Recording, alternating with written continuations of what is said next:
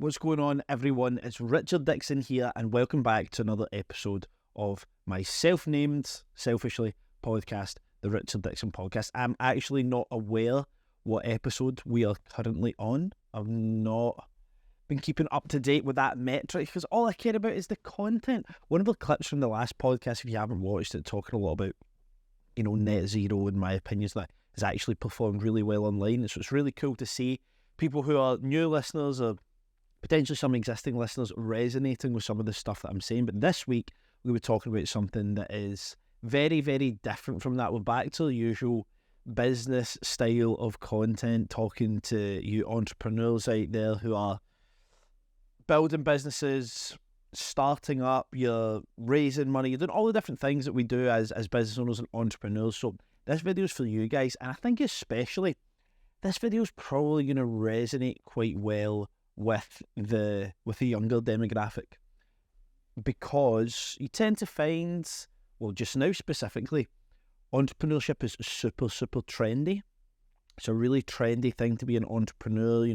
If you're young, like late teens, early 20s, you have a business, like even if it's not successful at all, just having that in like your Instagram bio or whatever, it's just such a flex just now. I think that everybody loves that. Oh, that person's an entrepreneur. It's a real buzzword just now that loads of people want to kind of be, and that age demographic are very susceptible to falling into certain habits and certain actions. And to be totally, honest, I have seen this enough with over 1,000 young people specifically that I've worked with over the last couple of years. There's some very obvious things that they do. So I can talk on this from experience, even though it's not me. Gary has requested that I don't sit back, but I'm going to sit back because I've just realised that my back is in real serious pain because I'm old and useless. So Gary, if this looks terrible now, I apologise. You're just going to have to zoom it in some way. See, this is nice. Lying back, relaxing.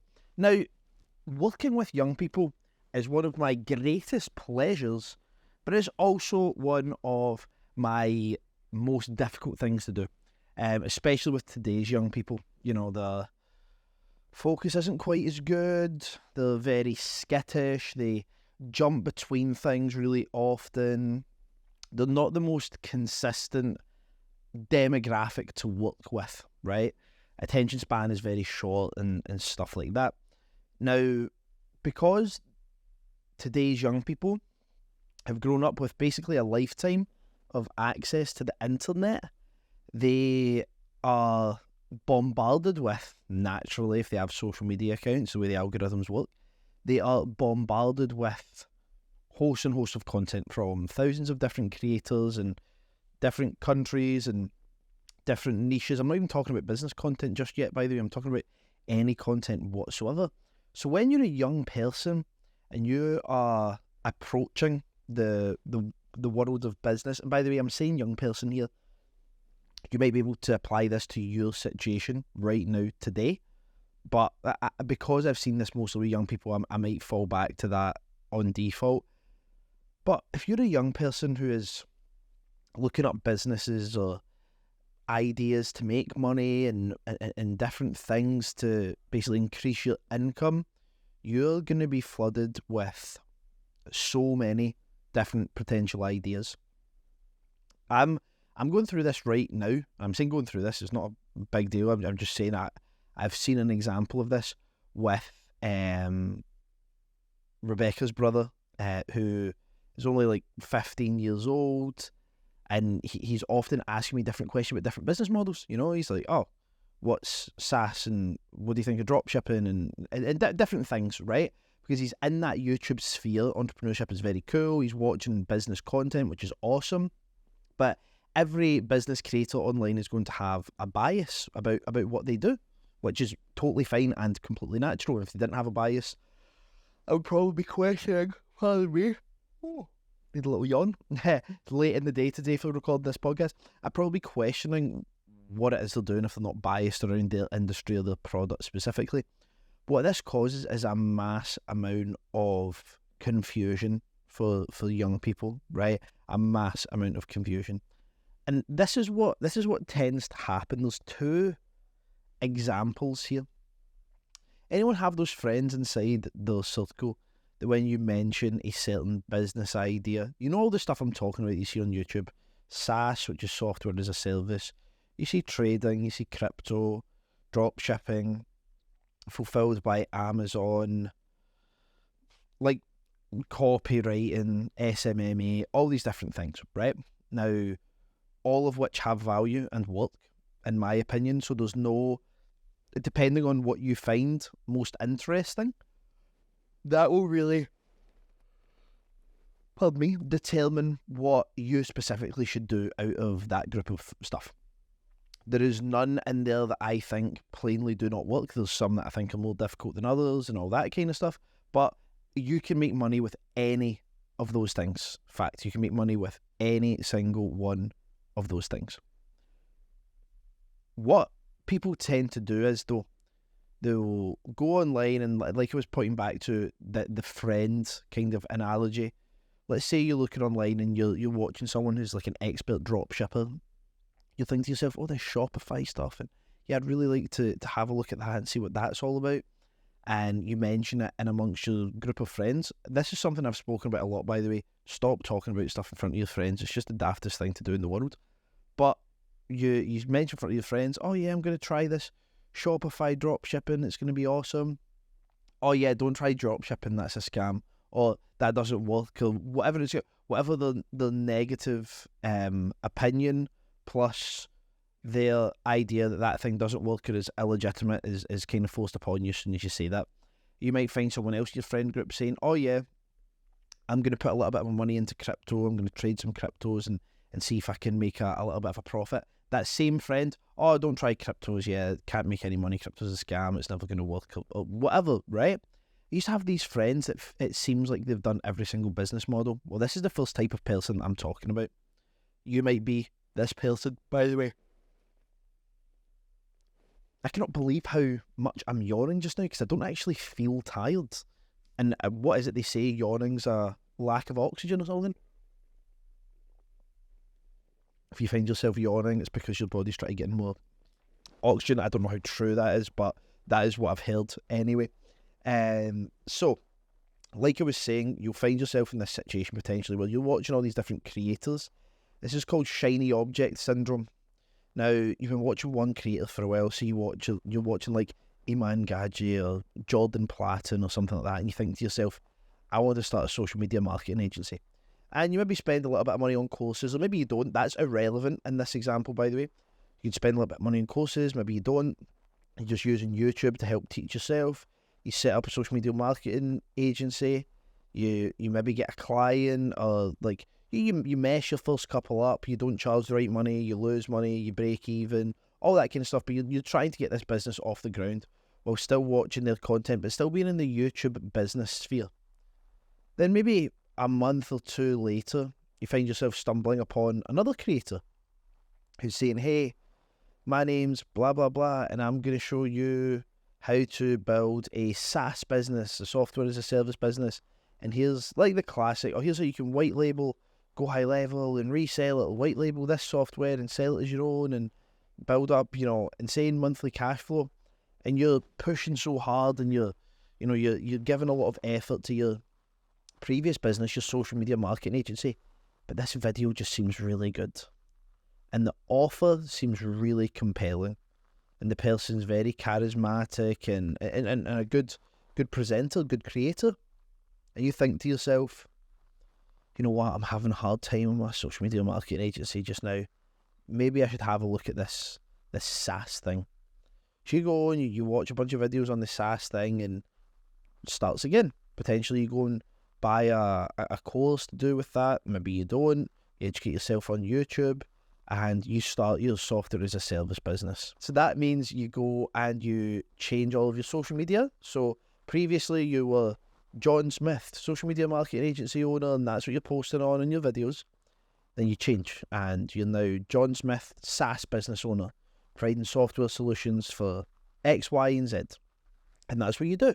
You build up this software bank of content, you're making videos on that, you're pushing it out there, you're cold outreach into business owners, trying to get them to use your software and so on and so forth, and that's just where you find yourself. So you're back to essentially step 2 or 3 of the same situation you were just in. You're now pushing hard to do your SaaS business, right? Anyone seen where this is going just now? So the next one that comes in is fulfilled by Amazon, and you repeat the process again. You ditch the SaaS, you do the FBA. You're doing the FBA, you're struggling to get that off the ground, then you see something else, and you do that. And this just rolls and rolls and rolls.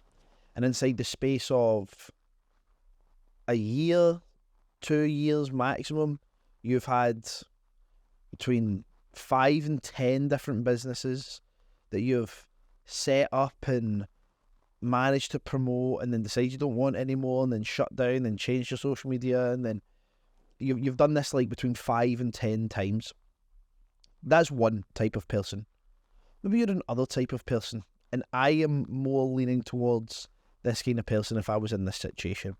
You're watching loads of different creators, you're getting loads of different business ideas, you're getting hit with all the side hustle stuff, and you look and you go, okay, well, I'm working, or I'm in college, or I'm in uni, and I've got X amount of free time during the week, and people say to me that I can run this business with only, a couple of hours every single week. So I'm going to start an SMMA, and I'm going to start a dropshipping business, and I'm going to start a Fulfilled by Amazon business, and I'm going to start investing in cryptocurrency, and I'm going to start trading, and I'm going to do stocks and shares, because you want to have this portfolio of side hustles. One of the worst things that happened to young entrepreneurs was this fake quote. I don't know, maybe it's not a fake quote, I've just genuinely never heard anyone worth listening to saying this, but that quote, that the average millionaire has 7 forms of income. The average millionaire has 7 forms of income. I have not met every single millionaire in the world. I am routinely with deca millionaires on a pretty much daily basis. I have never heard that be echoed by anyone that I've met that meets those parameters. I certainly didn't generate my first £1 million in revenue by doing like 20 different businesses. I didn't, right? And what you also need to think about, that if that is true, the average millionaire has 7 forms of income, does that mean that a person in that example who has had nothing and became a millionaire, does that mean that on day 1 they started 7 businesses? No. What it would generally mean, is that that person has built up one core business or one core source of income, got to a certain point where it's making really good money, and they've decided to invest some money and some resources in different businesses and different asset classes to diversify their interests as an entrepreneur. It does not mean that they themselves, just them, with no staff, no partners, no friends, started 7 businesses when they were, 18, 19 years old. That's not what happened. So you end up one of 2 people here. The person who does something, chooses something else, shuts the one thing down and continually rolls over, and the person who has 6 different side hustles all going at one time. Now, I'll give you my opinion firstly. I think side hustles are a load of rubbish. I think you shouldn't have a side hustle. That's my opinion. Does that mean that I'm saying if you're starting out in business, you need to go full-time straight away? You need to be able to give it full-time hours every single week? No. You can give it 3 hours, an hour, 6 hours, whatever you can allocate to it. But this side hustle mentality, just that name, side hustle, automatically you're just not going to take it seriously. You're not investing any real time into it. You're not putting any real hope or desire into that business. You're not allocating any funds to it. It's a side hustle. Essentially, it's a punt for you. That's how 99% of people treat side hustles. It's just a punt. Oh, I'll try that side hustle and see how it goes. And if it doesn't work out, it's just whatever, right? Side hustles, in that terminology, is one of the worst things that ever happened to young entrepreneurs. If you are starting a business and you care about it actually making money and having some degree of financial success, whatever that means to you, you may be watching this right now and go, Richard, financial success to me is like 3-4K a month. Amazing, right? If you want something to become a success, you cannot treat something like a side hustle. You must treat everything like a 100% dedication, focus, allocation of time and resources business. Because managing 6, 7 startup things at the one time, you got no websites for any of them. Like, let's even put it to the extremes. Let's say you did build websites for all of them. You'd be out thousands and thousands of pounds from the very start, not knowing which one is going to take off first. And I guarantee you the one that takes off first, you're going to ditch the other 6 and focus on that and build it. That's the way it goes, right? Now, for the people who fall into group 1, try something, get attracted to something else, shut their original thing down, go and do that, then repeat that process. If you just stuck at one of those things, because like I've already said, they all make money. If you had just stuck with one of those things for 2 years, the example that I gave, just 2 years on one of those things, I guarantee you, you would make more money than by the time you've cycled through them all, you find one that has taken off as fast as you want. You've already spent blooming 2 years on that. If you picked one of those and put serious time into it for 2 years instead of jumping from thing to thing to thing to thing, you would make money. You would 100% make money. The right allocation of time and resources, you're going to be in profit. If we look at the example of the second one, all those different side hustles, none of those businesses are a priority to you. If you're willing to have so many different businesses, so many different things you want to do, absolutely none of them are a priority to you. You are scattering to see which one sticks. You can make it out that, you're super cool and you've got all these businesses because you want multiple businesses, you want to be a multiple business owner, and that's what you want to do, and that's super cool.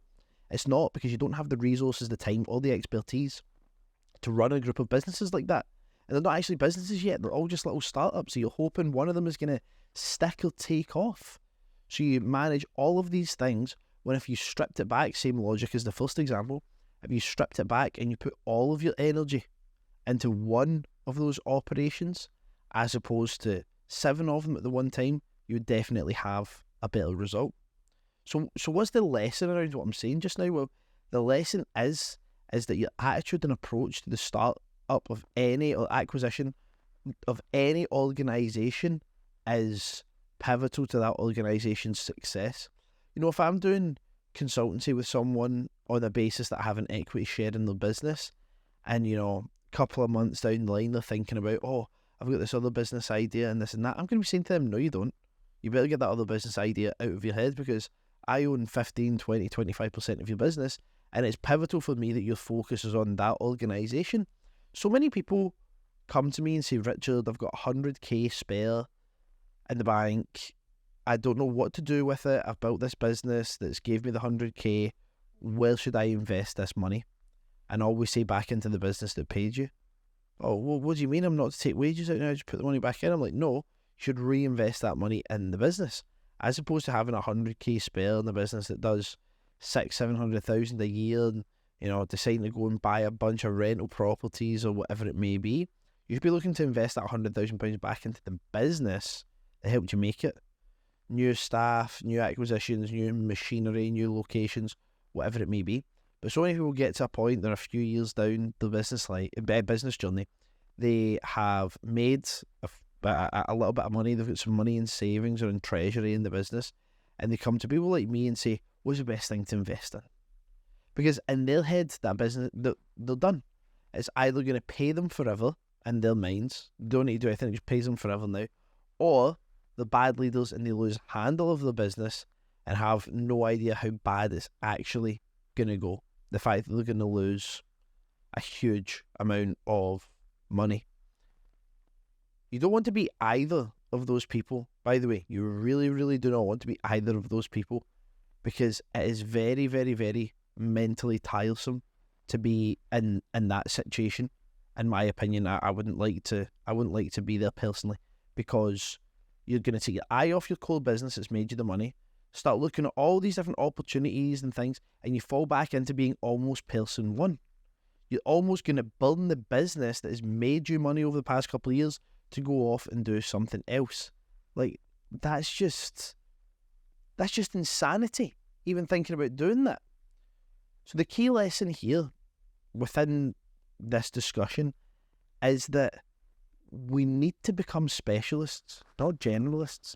If you're getting construction work done in your house and you're going to build an extension, need plumbing, electrical, painting, decorating, plastering, and you reached out to a couple of tradespeople and someone came along and went, don't worry, I can do every single part of this. I'm a joiner, plumber, heating engineer, electrician, all in the one. There are some people in the world that would think, wow, that's really, really good, that's impressive. But the vast majority, in Britain especially, would be thinking, what the hell, I'm not using that person. Jack of all trades, master of none is often the little saying that is used for those people. I want specialists. If you come to my house with a building team, I want to see an electrician, a joiner, a plumber, a heating engineer. I want to see all of those things because I am in the business of specialism, not generalism. And that's the issue that happens when you fall into these situations, when you start trying to lose multiple businesses at the one time, multiple different organisations, or you're picking up one, killing the other, picking up one, killing the other, to try and find something to make you successful. You're so motivated by that you're just ditching stuff and chasing after the next thing. It's like having a carrot dangled in front of your head. You're never actually going to catch it.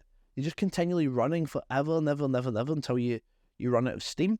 And I see so many people, they go through these situations, become so bitter.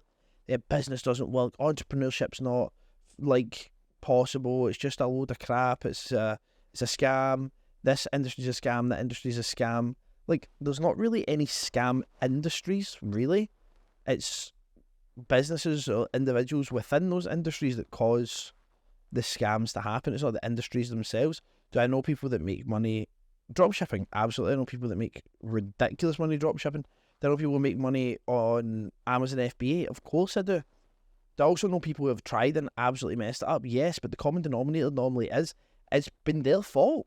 They've been too busy distracted by something else or wanting to work on something else that it's just not happened for them because their heads are in the clouds. They're not focused on the task at hand. If you want a tree to bear good fruit, you need to make sure you're there, making sure it's well hydrated, it's looked after, it's trimmed, it's in good shape. If you expect to have something bear good fruit and a business provide you with a great income and you plan on just sitting around wonder when this side hustle will take off and someone's going to get in touch with me, you will end up hating business. You'll think business is a load of rubbish and it's not fair and it doesn't work. But you know why you hate business? Because of yourself, right? So for those of you watching this or wanting to go into business, you want to do something, pick one thing and focus. Pick one thing and focus. Doesn't matter what it is. Go, if you're watching 20 different YouTube creators, watch the thing that you find most interesting, that you think will be the most fun for you, and that's what you need to focus on. You cannot let your decisions be made by your friends and other people who are starting up businesses and stuff who just maybe aren't quite as mentally there as you. You need to pick one thing and focus and do it to the death.